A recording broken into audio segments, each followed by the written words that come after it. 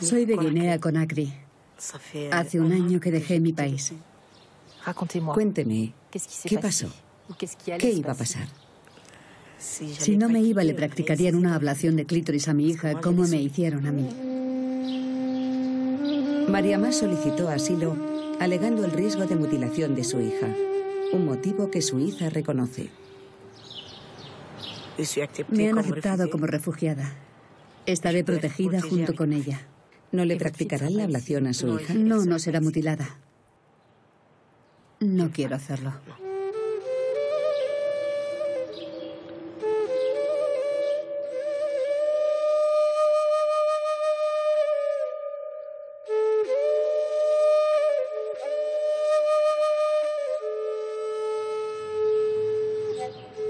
Tenía 7 años cuando me lo hicieron a mí.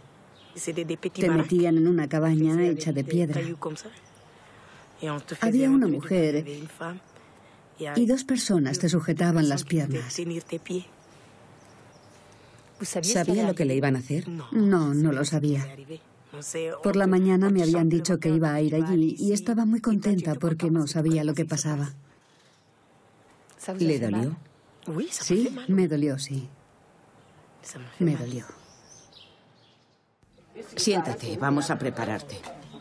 Las imágenes que van a ver son muy duras, pero muestran el calvario que sufren las niñas y que Mariamá no quiere que sufra su hija de 18 meses. Tumbarla. No tiene vergüenza. Tranquilízate, por favor. Vas a hacerte daño.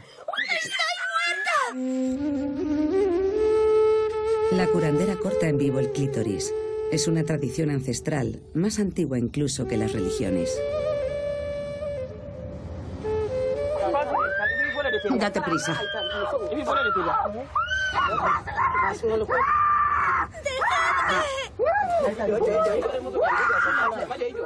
Espera, espera.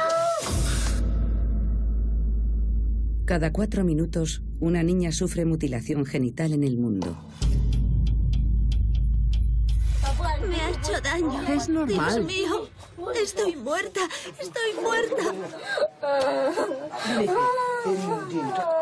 Tan mayor y llorando así. Si creías que podrías permanecer impura con nosotros.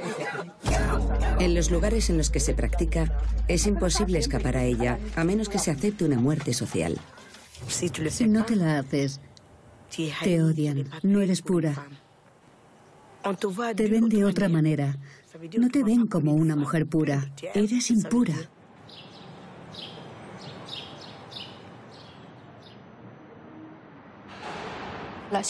Suiza recibe algunas solicitudes de asilo por este tipo de maltrato, pero muy pocas.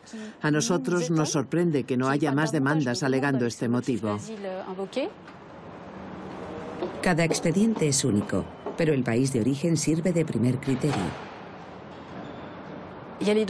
Hay solicitudes de mujeres que proceden de países en los que el gobierno ha puesto en marcha programas de sensibilización, de prevención, de protección.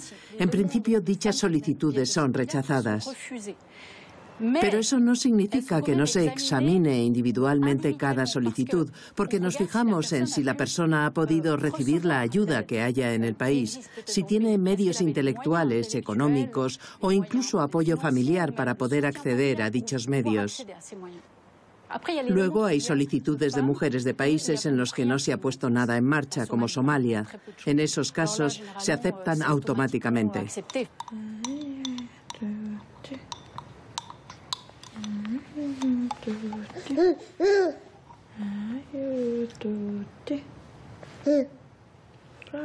Ami es una joven senegalesa, madre de una niñita de 9 meses que huyó de su país justo a tiempo.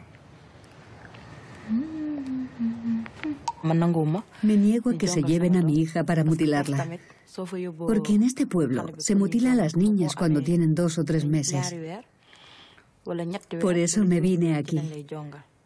Para esconderla y que no le hicieran lo que a las demás, ni a mi hija, ni tampoco a mí. Ami viene de una región en la que no se practica la ablación, pero su marido quería mutilar al bebé y a ella. Huyó con la niña a España. La familia política las encontró allí. Hoy siguen buscándola y ella sigue teniendo miedo. Se publicaron unas fotos suyas en un centro de acogida de España. Para ella es una amenaza real y se lo toma muy en serio.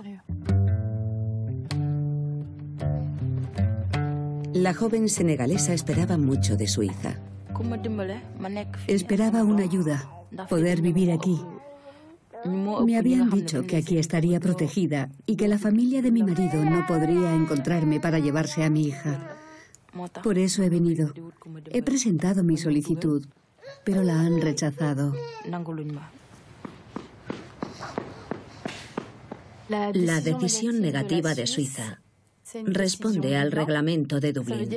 Es decir, que Amy corre el riesgo de que la envíen al primer país al que llegó, a España. Si regresa allí, se expondrá directamente a los mismos riesgos de los que huye desde el principio, porque su familia política quiere practicar la mutilación y si no es en Senegal, será en España. Es duro, muy duro. No duermo por la noche ni tampoco de día. No puedo dejar de pensar si será hoy el día en el que vengan a por mí o será mañana. Este otoño, Amy fue enviada a España. De momento su familia política no la ha encontrado.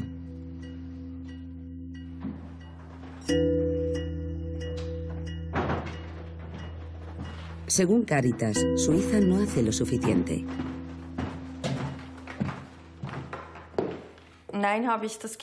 Tengo la impresión de que todavía no somos conscientes de que la mutilación genital femenina puede ser un motivo específico de huida para las mujeres.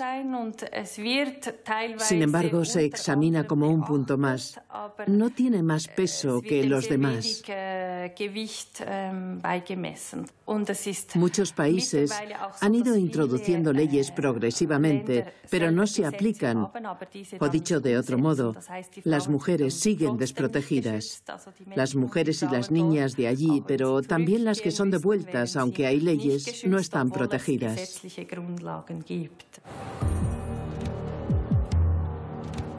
La huida de la ablación es en contadas ocasiones el motivo de asilo. En cambio, muchas mujeres migrantes llegan mutiladas. En Suiza hay 15.000 y la cifra sigue creciendo. El fenómeno afecta a toda Europa. Se estima en 500.000 el número de mujeres que han sufrido mutilaciones genitales. En el mundo hay 200 millones de ablaciones en unos 50 países de todos los continentes. En algunos de ellos, más del 90% de las niñas son mutiladas. En otros, solo una región o una etnia la practica.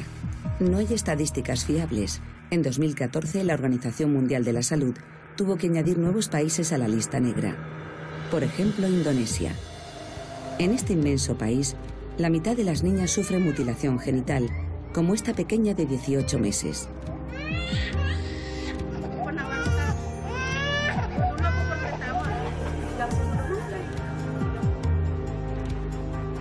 En Oriente Medio tenemos el triste ejemplo de Egipto, que mutila a más del 90% de sus niñas, ya sean cristianas o musulmanas.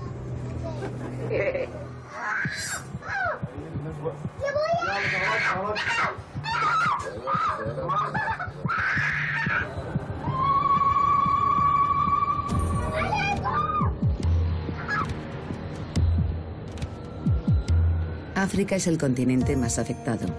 En Kenia, 30 grupos étnicos practican la ablación abiertamente, a pesar de su prohibición en 2011.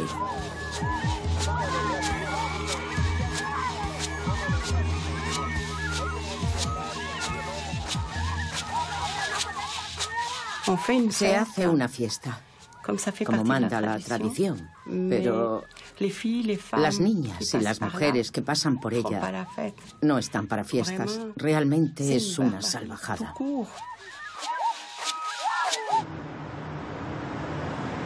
Sabane Mariam Seares era profesora en Eritrea. En Suiza se dedica a informar y concienciar sobre la mutilación genital femenina. Las inmigrantes a veces ignoran que aquí no se practica. ¿Qué lleva en esta maleta? En esta maleta llevo una especie de demostración concreta para enseñar cómo son las ablaciones femeninas, de qué se trata, de qué estamos hablando. Voy a mostrarles el tipo 1, en el que han quitado el clítoris. Aquí podemos ver que han quitado un trocito. Aquí tenemos el tipo 2, en el que han cortado el clítoris. También han quitado los labios menores y los han pegado. Y aquí, el tipo 3, en el que se ha cosido todo, dejando un pequeño orificio para orinar y para las relaciones sexuales. ¿Eso es lo que se denomina infibulación? La infibulación o ablación faraónica. Para una mujer mutilada, el parto es muy peligroso. Se desgarra. Se ve muy bien en el modelo. Se desgarra por todas partes. Hay cicatrices. No hay elasticidad. Cuando está infibulado así, hay que descoser. Hay que abrir. En general se hace antes del parto. Si no, ¿qué sucede? El bebé muere porque no puede salir.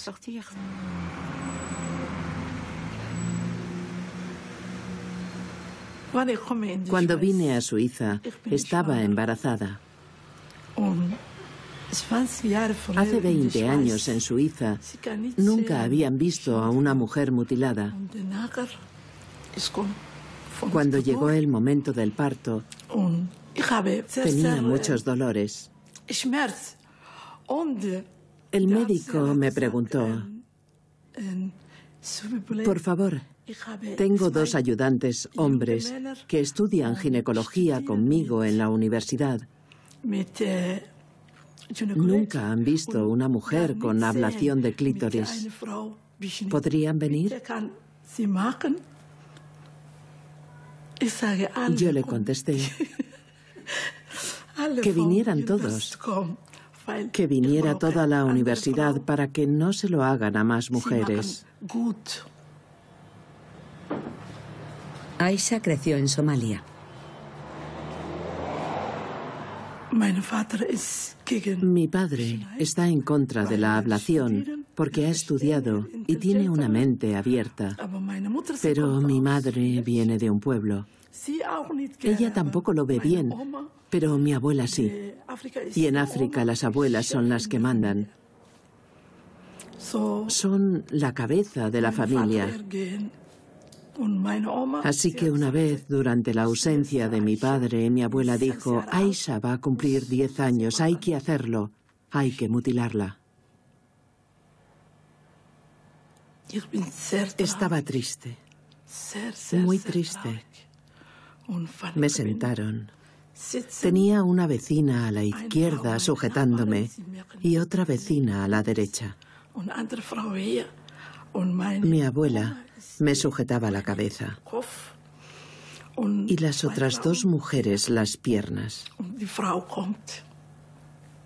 Entonces llegó la mujer. Cuando lo hicieron, cuando me lo cortaron, había mucha sangre. Nunca olvidaré que la curandera dijo que no quería que mi sangre manchara la silla. Tened cuidado de que la sangre caiga al suelo. No le importaba mi sangre. Lo que le importaba era su silla.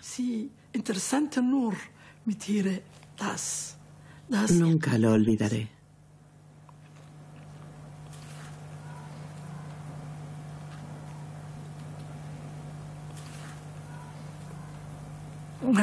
Cuando mi padre regresó, yo llevaba 19 días mutilada. Me habían cortado el pelo. Llevaba henna por todo el cuerpo. Así que mi padre se dio cuenta enseguida. Me preguntó, ¿hay alguna boda en el vecindario? ¿Por qué llevas henna? Yo no podía decirle nada, porque mi abuela me lo había prohibido. Fue mi hermano pequeño quien le dijo: papá, la abuela le ha hecho la ablación a Aisha. Menudo problema. La pequeña Aisha tuvo que callarse. No se habla de la ablación, es un tema tabú.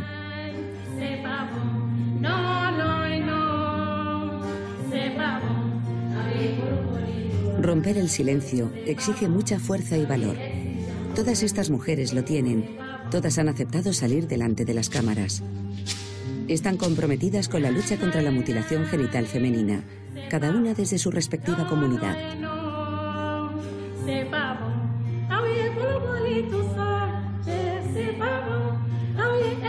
Colaboran con Felicien Bilot, consejera en salud sexual y formadora en Cáritas. Para acercarse a las afectadas, a veces hay que dar muchos rodeos. Directamente es demasiado ofensivo.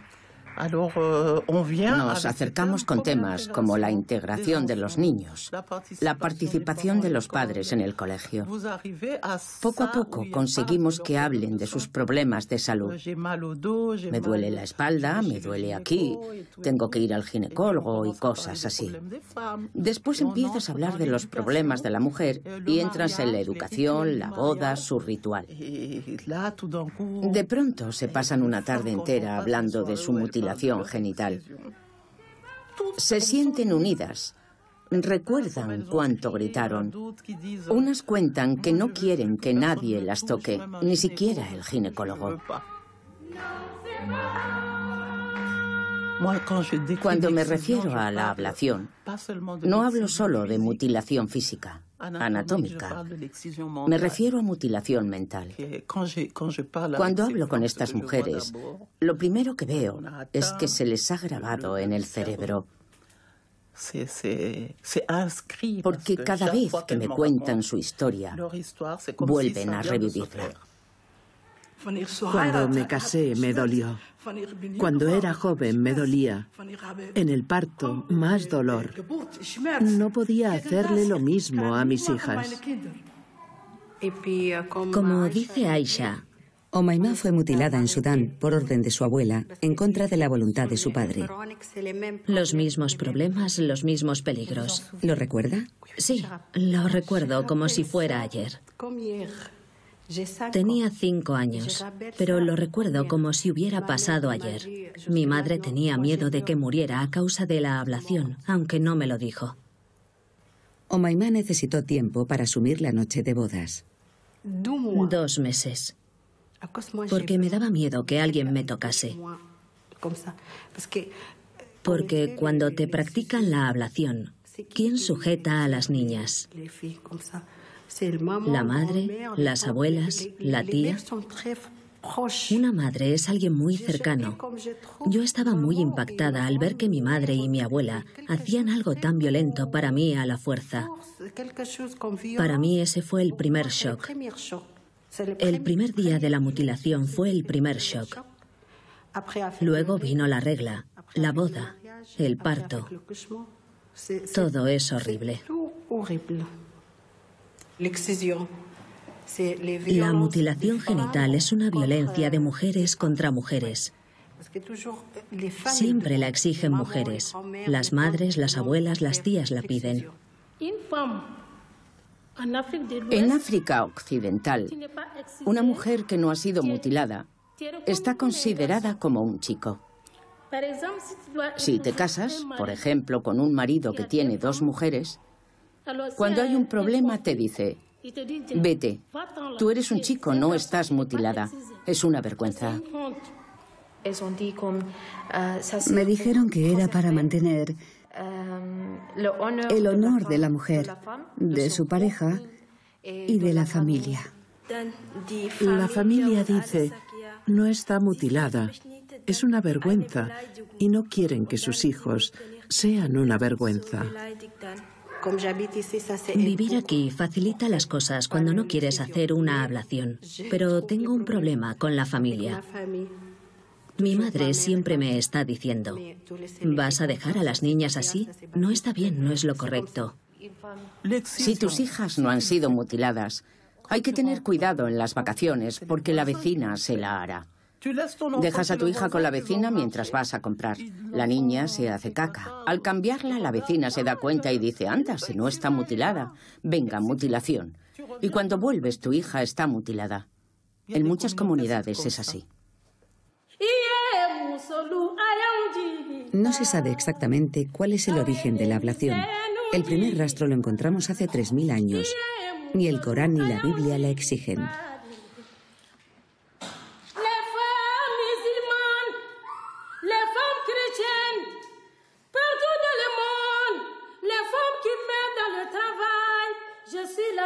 Traditionnelle du Burkina et du Mali, je suis contre l'excision.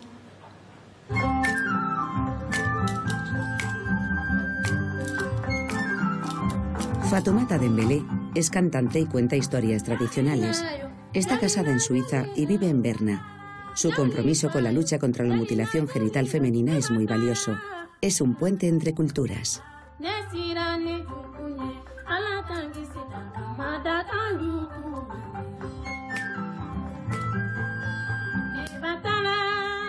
En mi familia, una sobrina mía estuvo a punto de morir al tener gemelos. Yo canto por ella. Si su sobrina no hubiera estado en peligro, ¿habría tomado conciencia del problema de la ablación? No. No. ¿Qué les diría a las personas que dicen que forma parte de su cultura y quieren seguir con su práctica? Les diría que es elección suya. Si le pides a una mujer africana que deje de practicar la mutilación femenina y no quiere, porque quiere seguir con su cultura, yo no tengo derecho a obligarla. Hablo con ellas, con calma, y espero que acaben entendiéndolo y dejen de hacerlo. Es lo que pienso. Y mientras tanto, si la mujer a la que le dice que deje de practicar la mutilación tiene una hija pequeña y va a practicarle una ablación, ¿no deberíamos intervenir y decirle que no puede hacerlo? Sí. Le intentaría explicar que ella tuvo suerte porque sobrevivió. Era su momento. El momento que vivió. Le diría que ahora tiene una hija, que tiene que mirar al presente, que lo mejor sería que la dejase como está, para no ponerla en peligro. ¿Y si aún así lo hace? ¿No se puede hacer nada? No. No se puede hacer nada. No, así es. Es muy difícil. Sí. Podría pensarse que esta práctica se detiene en nuestras fronteras, pero nuestra encuesta muestra que no es tan sencillo.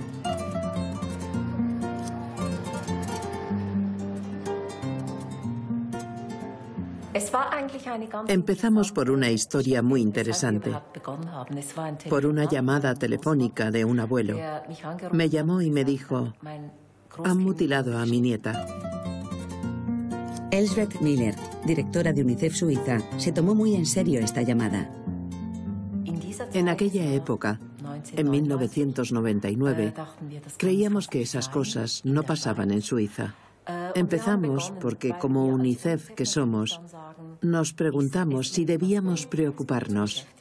Antes que nada, queríamos saber si era algo generalizado en Suiza o si era un caso único.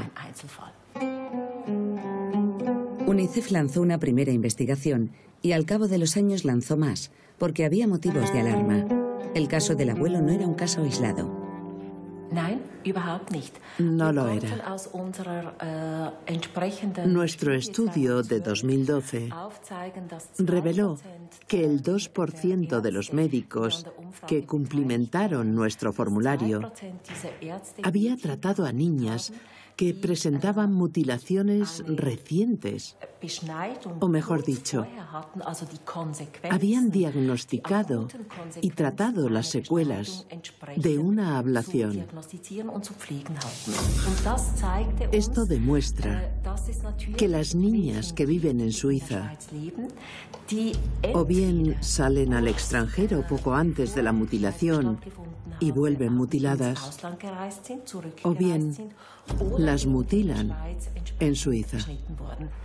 ¿Podemos asegurar que hoy no se realizan ablaciones en Suiza? No, no podemos. No estamos totalmente seguros y no sabemos si se practica alguna. El año pasado, en el mismo periodo, hubo muchas... ¿Podemos asegurar que actualmente no se realizan mutilaciones genitales en Suiza?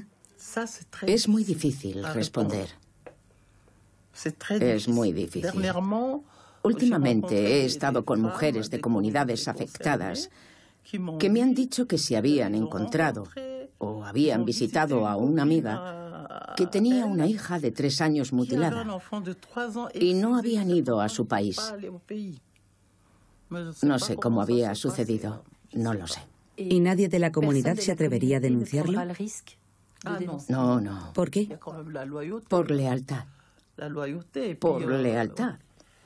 Y podría complicarse mucho. Un hombre me dijo que la persona podría llegar a desaparecer. ¿Si denuncia? Sí. La mutilación genital femenina está prohibida en Suiza, tanto si se practica dentro como fuera de sus fronteras. Solo hubo 2 juicios en 2008. El primero es el caso de una adolescente de Friburgo mutilada en Somalia. El segundo, el de un bebé mutilado en Múnich. El segundo caso fue descubierto en el Hospital Infantil de Zúrich, que cuenta con un departamento de ginecología infantil. El trato a los pequeños pacientes y a sus padres es tan delicado que la doctora Urliman va siempre acompañada de una intérprete mediadora. Aquí la vemos. Es la señora Abdisalan, de origen somalí. Este año han tratado 4 o 5 casos, pero las ablaciones no eran recientes. Vienen cuando están muy mal, cuando ya no pueden soportar el dolor. Entonces, vienen para que las examinen. Precisamente acabamos de ver a 2 niñas que presentaban un dolor de tripa inexplicable y hemos descubierto que las habían mutilado. Se trataba de una ablación parcial del clítoris con sutura de los labios menores. No sabemos exactamente cuándo se realizaron las mutilaciones ni qué tipo de trauma psicológico puede quedar. ¿Puede saberse con exactitud cuándo se ha realizado una mutilación genital? No se puede. Obviamente cicatriza.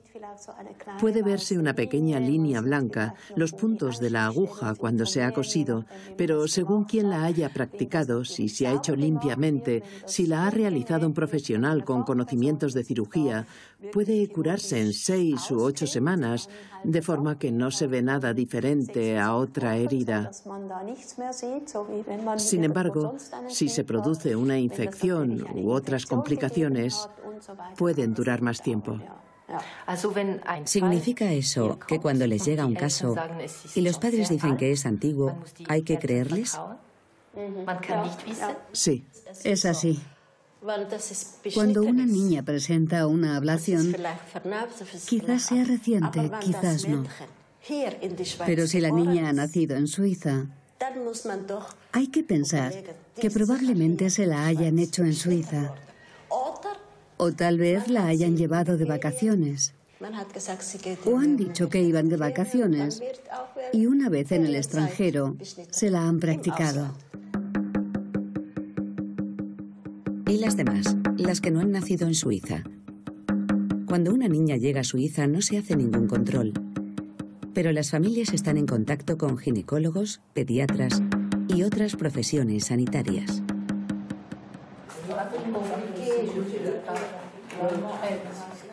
Buenos días a todas y gracias por haber venido. Vamos a tratar las reglas generales de la Sociedad Suiza de Ginecología y Obstetricia que datan de 2005 y que vamos a actualizar. Los ginecólogos son los únicos que tienen directrices. El objetivo de esta reunión multidisciplinar es incluir a las demás disciplinas médicas competentes, en particular a la pediatría. La doctora Abdulkadir, especialista reconocida en Suiza en el campo de la mutilación genital femenina, actúa de moderadora. Falta la parte pediátrica. No solo en el ámbito médico, sino en el de protocolos de alerta, de protección, a quién llamar, qué hacer. Primer problema. En los exámenes de rutina no se contempla que el pediatra examine el desarrollo de los órganos genitales de las niñas. Nosotros recomendamos examinar los órganos genitales lo máximo posible cuando los niños son pequeños, porque basta con abrir el pañal y examinar. Luego, cuando los niños están en edad preescolar o escolar, sigue siendo relativamente fácil. Pero es cierto que cuando las niñas crecen y se acercan a la adolescencia, el pediatra no se siente muy cómodo examinando los órganos genitales. Corremos el riesgo de no diagnosticar las ablaciones. Segundo problema, la notificación, aunque sea una evidencia. Es cierto que hace 10 años se planteó la cuestión de qué hacer si nos enfrentábamos a esta situación, si debíamos notificarlo o no. Entonces decidimos que si observábamos una mutilación la notificaríamos, pero en 10 años en el hospital infantil nunca hemos tenido que hacerlo. Hay muy pocas denuncias. No hay. Nunca nos han llamado para un informe pericial. Nunca hemos tenido una niña en la consulta con una mutilación genital hecha en suelo suizo. Ninguna denuncia. Y sin embargo, según las investigaciones de UNICEF Suiza, en 2012, a más de 1000 profesionales de la sanidad, de la atención social y de asilo les preguntaron si estaban al corriente de la realización de alguna mutilación genital femenina. El 30% respondieron que sí. En 2016, en esta ocasión en hospitales, el informe de UNICEF Suiza revela que menos de la mitad de las personas preguntadas tomaría otras medidas si los padres mencionaran una eventual ablación. Si hoy una familia pregunta dónde pueden practicarle una ablación de clítoris a su hija, ¿no es seguro que vayan a hacer un seguimiento? No, no es seguro. Recuerdo un médico que me dijo, sí, pero los padres eran muy amables y querían lo mejor para su hija.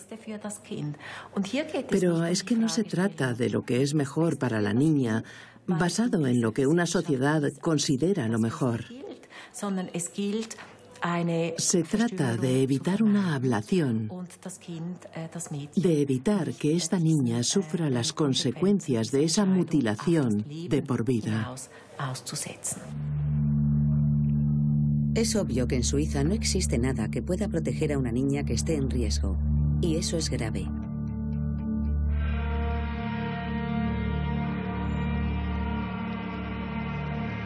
Hemos ido a Francia, en donde la mayor presencia de comunidades procedentes de países afectados ha obligado a las autoridades a tomar medidas más radicales.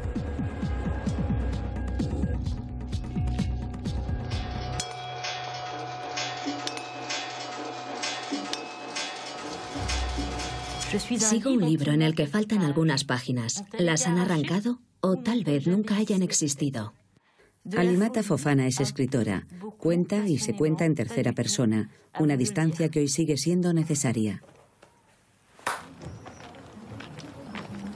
Francesa de origen senegalés, creció en Longjumeau, un barrio de la periferia parisina. En su primer viaje a Senegal, Alimata conoció a su familia y en particular a una tía a la que enseguida adoró. Narra el día en el que su querida tía la llevó a ver a una anciana. Alimata tenía 5 años.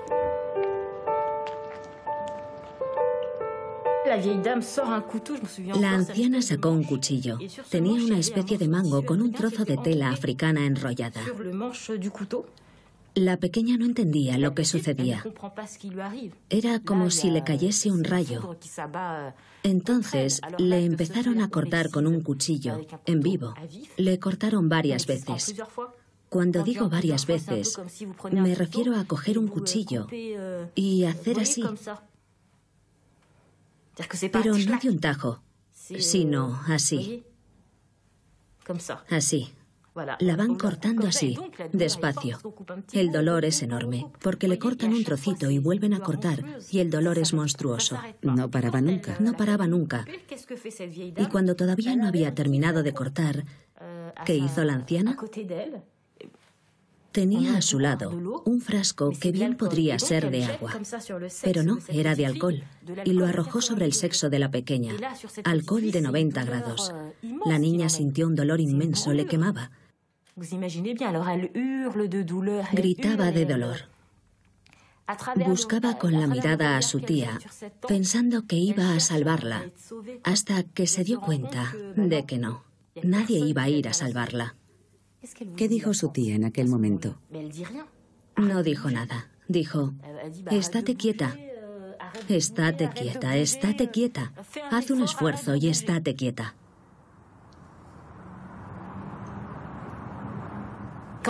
Cuando regresó a casa de sus padres andando con dificultad, comprendió de forma instantánea que su madre estaba al corriente. Todo el mundo lo sabía menos ella. Entonces pensó, ya no puedo confiar en las personas con las que he crecido. Me han traicionado. Así que a partir de ahora no los tendré en cuenta. ¿Le dieron alguna explicación? No. Ese es el problema con la ablación. No te explican nada. De repente te cae encima. Luego comprendes que es la norma. No se habla de la sexualidad femenina. No se habla de nada que tenga que ver con el sexo femenino. El tema de la ablación sucede y luego ni una palabra. Su compromiso público hace que reciba cientos de mensajes. Sigo conociendo a mujeres más jóvenes que yo que han sido mutiladas. Es la prueba de que esta práctica perdura. En Francia, si una mujer quiere que le realicen una mutilación genital a su hija, ¿puede hacerlo? Sí, estoy convencida de ello. Para ella no hay excusas. Es necesario sancionar. Hablar de ignorancia en 2017 es escandaloso. La gente sabe perfectamente por qué se realizan ablaciones a las niñas pequeñas. Lo saben. Es normal que si los cogen los sancionen. ¿Los padres incluidos? Sí, exactamente. La curandera no cae del cielo. Los padres la van a buscar o envían a sus hijas. Yo estoy a favor de que los padres tengan la misma sanción. Si hay una mujer que simbolice la lucha contra la mutilación genital femenina en Francia, es la abogada Linda Weil-Cugiel. Ha conseguido llevar 40 casos ante los tribunales y sentar a 100 padres en el banquillo de acusados. Comenzó su lucha en los años 80. Mantesa, 6 semanas, de Mali, murió después de una ablación. Aquí. Mutilada con la cuchilla de afeitar. Mariam, de 2 meses, murió desangrada. Esto ocurrió en el 84. Al principio había personas que me decían, ¿te ocupas de eso? Vaya. Yo les explicaba, si la tradición mandara cortar la oreja de la niña, todo el mundo se echaría encima. Diría que es un escándalo y que esa gente está loca. Pero como lo tapan los pañales, está escondido, es tabú. Porque es sexual. Si le hicieran lo mismo a una niñita rubia de ojos azules sería un escándalo. Todo el mundo gritaría que es un crimen, un acto criminal, pues una niñita negra es exactamente lo mismo. En 1999 saltó el escándalo. Una investigación que acabó en los tribunales sacaba a la luz pública una red de mutilación genital femenina. Era un proceso excepcional, porque era la primera vez que había una investigación en profundidad en toda la región parisina, y duró 18 meses. El punto de partida era una curandera de Mali, Awa Greu, y su libreta de direcciones. Realizó unas 100 ablaciones en París antes de que la denunciara una vecina. La vecina escribió a su casero diciéndole, es insoportable. Hay familias haciendo cola en la escalera con bebés. y oigo gritos al otro lado del tabique. Oigo chillidos de niños a los que no sé lo que les pueden estar haciendo para que griten de esa manera. Al final, 52 personas fueron sentenciadas. La curandera fue condenada a 8 años de cárcel. Más de una veintena de padres fueron condenados a entre 3 y 5 años de libertad condicional. Era el 2000 y el caso suscitó reacciones muy fuertes. Ella no ha matado. ¿Qué significa? 8 años por una ablación. Es cultura. 8 años de prisión. Esta mujer no se merecía ni un año. Es nuestra costumbre. Hay que hacerlo. Queríamos ir a uno de estos barrios en los que las comunidades afectadas son mayoritarias. Queríamos darles la oportunidad de hablar. Elegimos Barbès, en París. Pero es imposible presentarse allí con una cámara. Se ha convertido en un recinto cerrado. La conmoción de los asuntos revelados al gran público durante el juicio ha tenido bastante repercusión en la prevención. En París y en el resto de la región hay un fuerte entramado social, médico. Espero no estar pasando por alto algunos casos. El comandante de la Brigada de Menores es optimista. Los casos descienden. En 2016 se comunicaron 10 víctimas. Todas fueron mutiladas antes de llegar a Francia, pero permanecen alerta. Todavía hay una afluencia de mujeres que llegan del país, que han sido mutiladas, que van a ser madres. En su mente todavía no han hecho la revolución cultural y practicarán la mutilación genital femenina porque es su tradición. Es a ellas a las que hay que vigilar. También tenemos una niña de 11 años que le pidió a su mamá ser mutilada. Su madre, que no está a favor de la ablación, le preguntó por qué. Y la niña le contestó que sus amigas lo estaban y la rechazaban. Es impura. ¿El caso de la niña que se siente rechazada ha pasado en Francia? Sí. ¿Se siente rechazada por no estar mutilada? Por sus amigas de colegio, que son de la misma etnia. Para una cría de 10 años, es muy duro vivir algo así. Ella quiere ser como sus amigas. Cuando se notifica un caso de riesgo en el colegio o en centros médicos, se avisa a la policía. El principio no solo es decir a las personas que no deben practicar la ablación. Si salen del país, examinamos a las niñas antes. Si no están mutiladas, les avisamos de que cuando regresen serán citados de nuevo, tendrán que ir al médico y pasar otra revisión. Las notificaciones a veces son delicadas, porque da miedo señalar a una familia que tal vez sea inocente. Entonces se duda. ¿Qué piensa de este miedo? Disculpe mi rudeza, pero la estigmatización no me interesa. Para mí, hay un niño que es víctima, o puede serlo, de una mutilación. Me da igual su color de piel, edad o entorno familiar. Está en peligro. A veces la familia es la que pide ayuda. Una vez nos pasó que un padre no podía resistir a la presión familiar y llamamos nosotros desde nuestro servicio al pueblo, al teléfono de la abuela. Le explicamos que no podía practicar la ablación y que si a la vuelta de vacaciones la niña estaba mutilada, su hijo iría a la cárcel. Tocamos un punto sensible, ya no porque el hijo fuera a la cárcel, sino porque el hijo enviaba dinero al país y era el único que trabajaba del pueblo. Así que cortamos la fuente de ingresos. Eso le hizo reflexionar más que el riesgo de prisión. Sabían que no íbamos a meter en la cárcel a un padre de familia, porque sí. Con todas estas medidas, las niñas parecen estar fuera de peligro en Francia. Pero no. En junio de 2017, las asociaciones francesas de prevención lanzaron una alerta en las redes sociales. La vigilancia eficaz de las pequeñas ha desplazado la edad de mutilación. Ahora son las adolescentes las que corren mayor riesgo. Elle part en vacances au bled, sois méfiante et courageuse, peut-être pas le voyage de tes rêves, tu ne dois pas tomber dans le piège. Si tu vois venir le danger, n'hésite pas à contacter un groupe de gens qui vont t'aider à rester en sécurité, à garder ton intégrité. Es algo que me dolió bastante porque durante varios años habíamos notado una disminución considerable. Veíamos que las niñas crecían intactas. Pensamos que habíamos ganado la partida. Las niñas cumplían 14, 15 años. Pensamos que se había acabado. Pero no.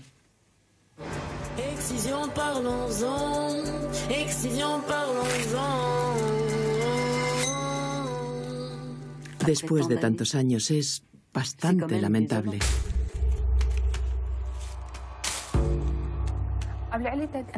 La ablación es un delito. Es una violación de los derechos humanos. La mutilación no es un signo de lealtad de la mujer con respecto a su matrimonio. La mutilación que se practica en Somalia se llama infibulación. Este año también, con el apoyo de la Confederación, las asociaciones suizas de prevención han creado Excisión.ch, sobre todo para dirigirse a los afectados. Cada vez hay más familias afectadas, más mujeres que acuden a nosotros. Por eso tenemos que permanecer activos. El número ha aumentado fuertemente con la inmigración procedente de Eritrea, Somalia y Sudán. Es un desafío para Suiza. Pero sobre todo se trata de coordinar, porque actualmente cada cantón o cada profesional actúa o no. Implica una pena de prisión. Existen grandes diferencias, depende del cantón y de si ahí se considera un objetivo. También depende de la iniciativa individual de un profesional. Eso significa que algunas familias pueden ser informadas una decena de veces sobre este tema y otras ni siquiera han oído hablar de él y ni siquiera saben que está prohibido en Suiza.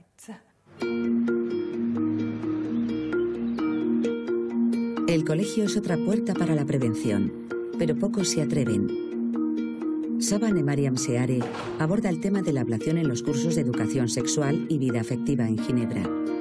No es fácil, puede estigmatizar e incluso asquear.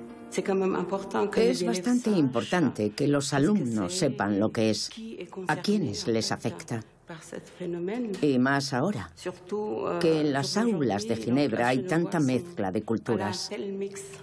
Es muy importante. Un compañero, que es un chico joven, vino a hablar conmigo. Me dijo que salía con una chica de tal o cual origen y estaba infibulada. Y me preguntaba qué era lo que tenía que hacer o a dónde tenía que ir. Es fundamental hablar de ello, aunque no guste, porque es una realidad. Yo, por ejemplo, aprovecho cuando estamos tratando alguna pregunta sobre la circuncisión de los chicos para sacar el tema. Les digo, ¿sabíais que en las chicas hay algo parecido? Y hay toda clase de reacciones. ¿Qué tipos de reacción? ¡Qué horror! ¿Qué es eso?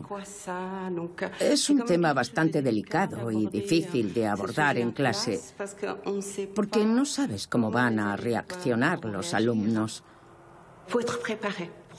Hay que estar preparado para tratar el tema, para poder responder a cualquier pregunta. A todas, incluso las que no se hacen. Quizás entre los alumnos haya otra Alimata. Ella se dio cuenta de lo que le habían hecho en una clase de biología al ver una imagen del sexo femenino, un sexo intacto. En mi cabeza pensé, tú no tienes eso. Eso es el clítoris. Tú no lo tienes. Y me callé. No quiero que se sepa porque me da vergüenza. Me da vergüenza haber sufrido eso. Es bastante contradictorio. Porque yo soy una víctima. No soy culpable de lo que me pasó. Pero me daba mucha vergüenza haber sufrido eso. Porque para mí es un acto tan primitivo, de una ignorancia tal que no quería que me asociaran con él. ¿De qué tenía miedo? Porque usted es la víctima. ¿Qué temía de los demás? ¿Que se enterasen? Me sentía una salvaje. Una salvaje. Una bárbara. La palabra es más exacta.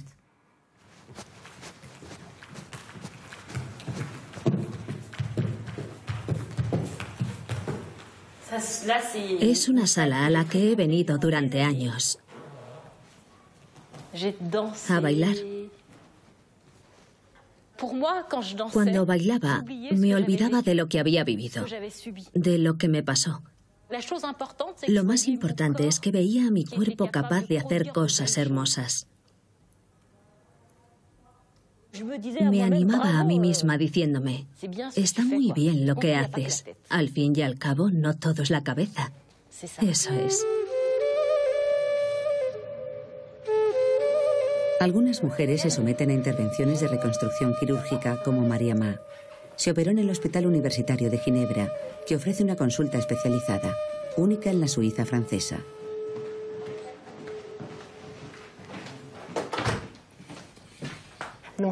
Hoy nos vemos para hacer la revisión de la cirugía que le hicimos hace una semana. Sí. ¿Qué tal ha pasado la semana? Bien. Solo un día sangré un poco. ¿El primer día? El primer día, sí. ¿Y dolor ha tenido? ¿Le duele? No me ha dolido nada. ¿Ve a muchas mujeres como la señora Diallo?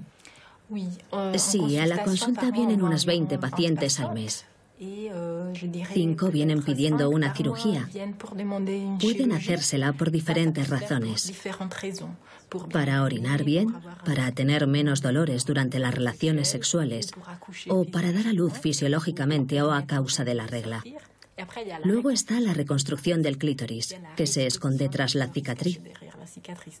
Según las necesidades de la mujer y lo que piden, podemos o no ofrecerles una cirugía. En la primera exploración me miró y me dijo que el clítoris estaba en su sitio. No me habían quitado mucho. Estaba ahí. Lo notaba. ¿Qué problema tenía para hacerme una cirugía reparadora? Tenía problemas con las relaciones porque me dolía y siempre tenía desgarros en los labios. Si todo va bien hoy, nos vemos en un mes. ¿Esta cirugía le ha cambiado algo como mujer? ¿Cómo se siente? Me siento bien, pero cambiará más cuando tenga relaciones, porque actualmente no tengo. Soy viuda y de momento no tengo ni marido ni compañero. La reconstrucción física es muy importante, pero no lo es todo. Las mujeres tienen que ser conscientes. No es magia. Yo creía que era magia. Imagínense qué decepción. La reconstrucción es importante, pero lo más difícil es la reconstrucción psíquica. Eso es fundamental. Proteger a una niña de la mutilación es un deber. Ya es hora de que los servicios médicos y sociales tejan una red de seguridad lo suficientemente sólida como para detener esta práctica y dar a estas mujeres comprometidas tiempo para convencer a sus comunidades con la palabra y el ejemplo de que sus hijas crezcan intactas.